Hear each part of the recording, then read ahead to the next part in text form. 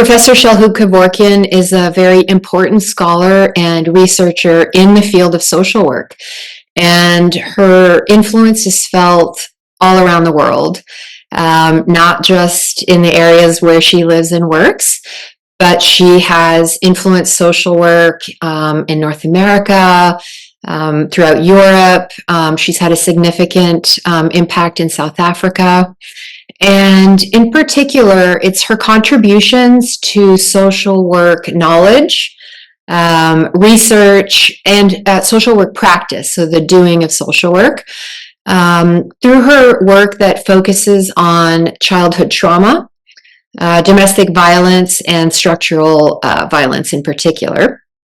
And while her research typically focuses and has largely focused on Palestinian women, children, families, and communities, her work and her ideas, her methodologies for the work really resonate across geographies, such that she has taught social workers, among other disciplines and professions, how to listen to the voices and experiences of those who are most impacted by violence and trauma.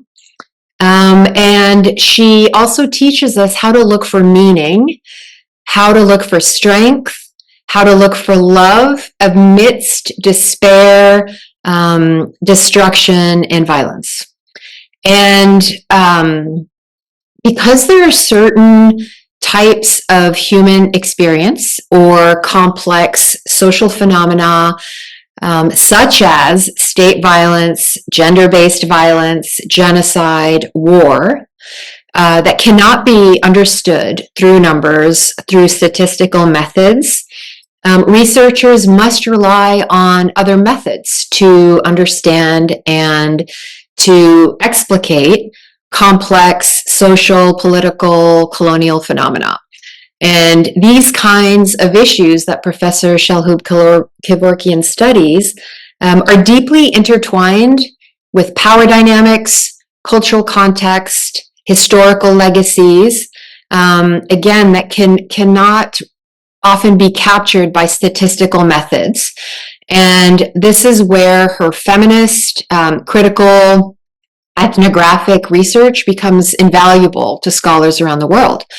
Ethnographic research has been around at least since the 1800s. It originated in the field of anthropology, and it's considered a form of qualitative research methodology.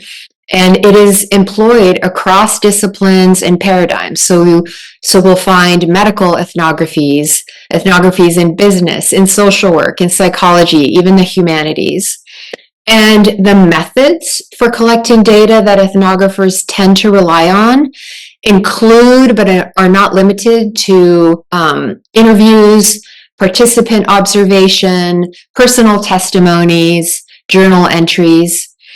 And what I think is particularly relevant and important to this moment is that ethnographers have a responsibility to listen to the study participants in order to understand and then describe and make sense of the experiences of those study participants. So in this time of genocide, Professor Shalhoub-Kevorkian's commitment to turn towards children and families and communities that are most impacted by state violence is an act of love, and it's an act of strength.